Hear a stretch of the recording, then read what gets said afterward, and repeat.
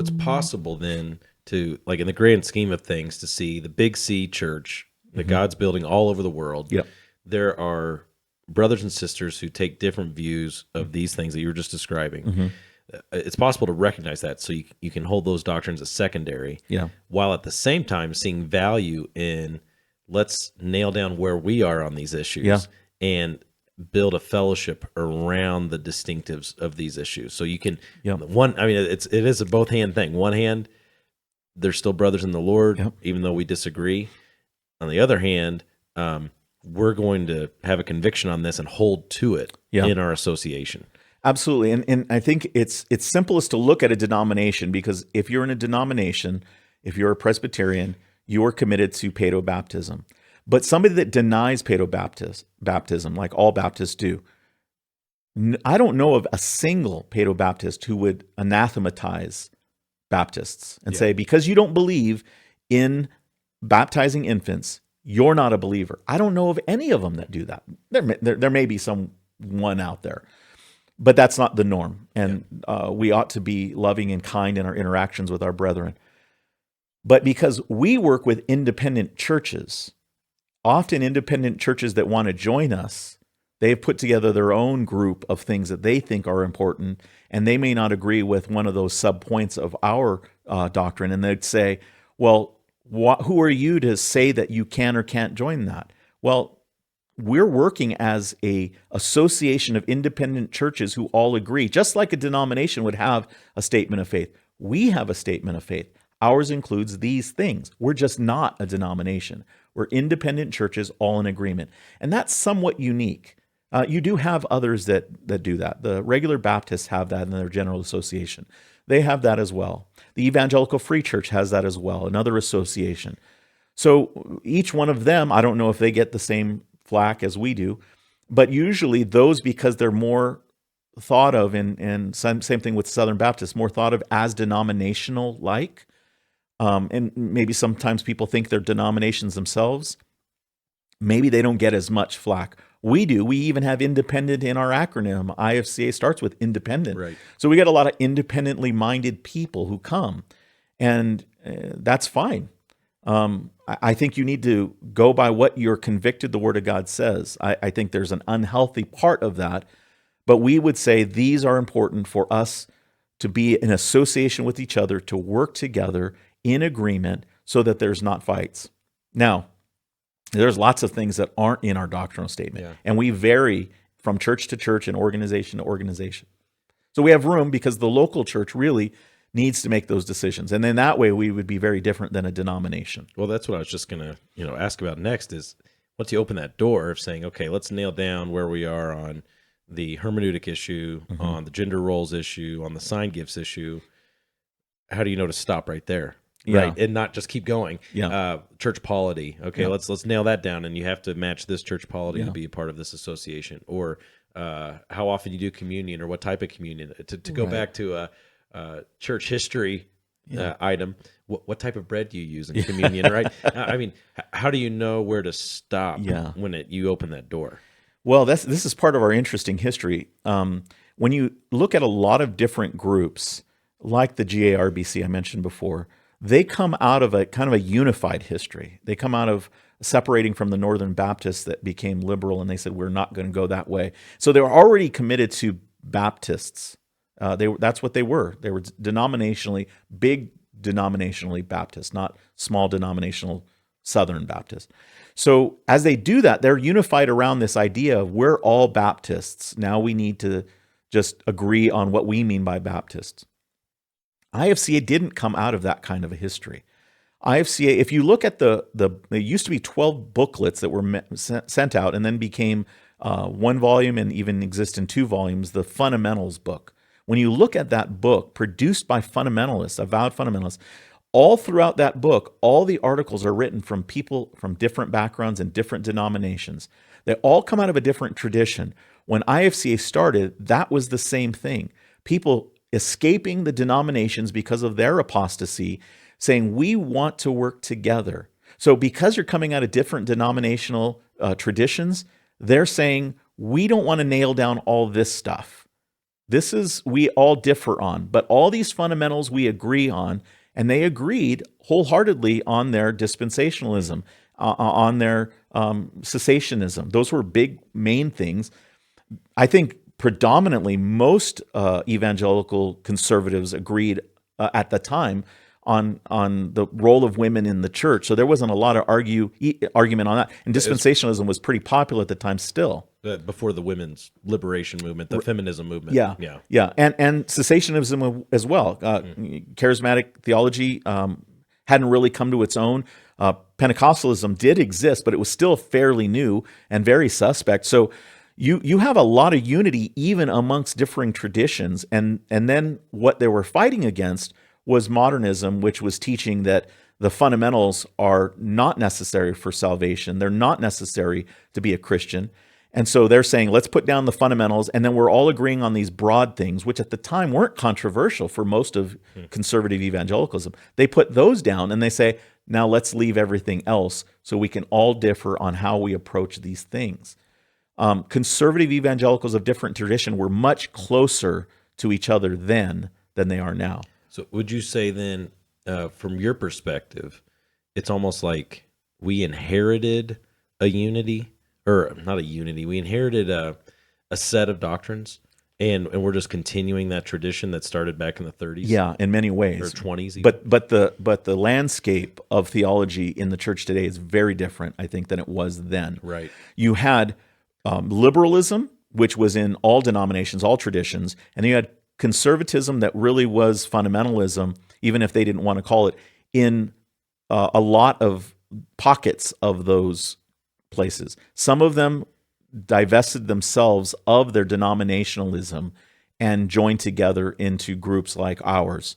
Yeah, what was that? The church you referenced last night, I guess it was DeHaan's church.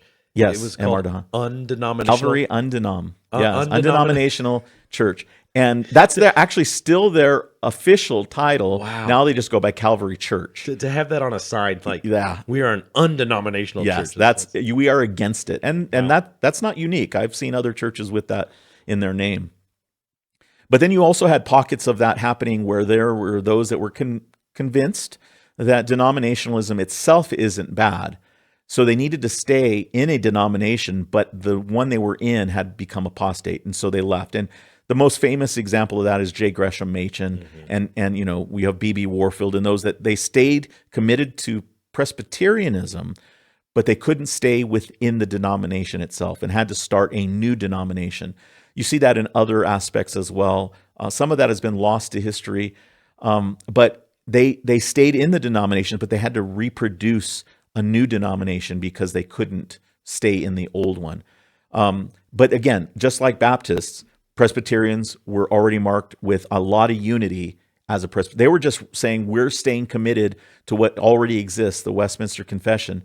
We're staying committed to this. They've departed from it. They were basically recapturing what had been given up by the liberals. We are coming together with kind of a new thing where we're giving up the things that we see as problematic in denominationalism, and we're also giving up some things as far as our statement in IFCA, but we may not be giving them up in our local church. We're not putting it down as you have to believe this because there's enough disagreement amongst all these guys that are gathered together. They love each other.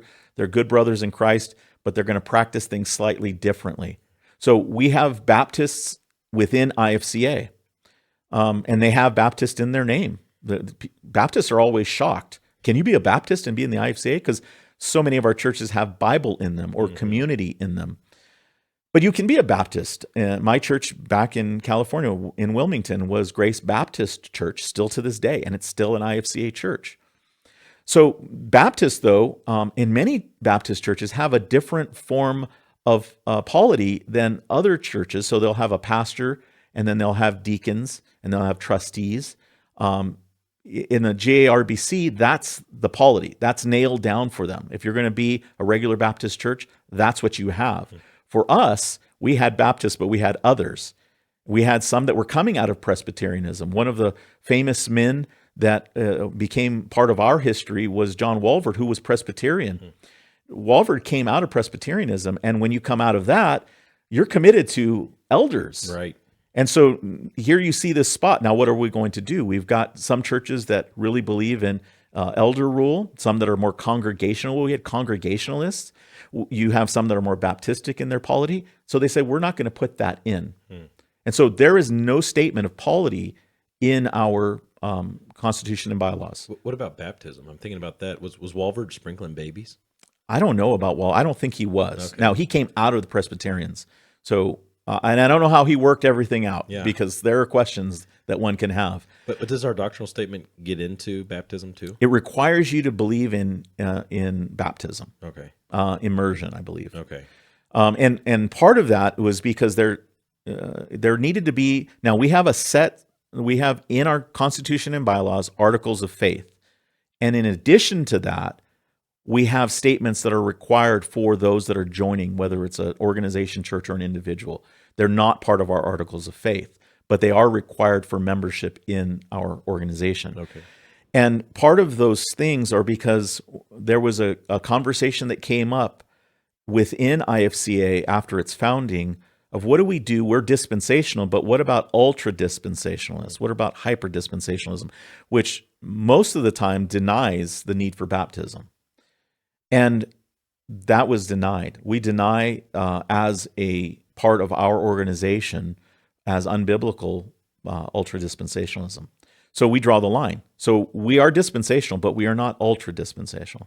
And there had to be a discussion about that. And that came up in our history because, here you haven't drawn lines and you say, yeah, let's just do baptism. And then this comes up. And you see that in the history of the church in general. Meaning ultra-dispensationalists who reject believers' baptism because it was just a thing that happened until Acts something. Right. And I'm sure there's disagreement within that community. Yeah, there is. There's multiple places that the church starts according to hyper or ultra dispensationalist, Bullingerism or whatever. So that was one issue, and that had to be nailed down. There's other issues that had to be nailed down, and same thing with ultra dispensationalism.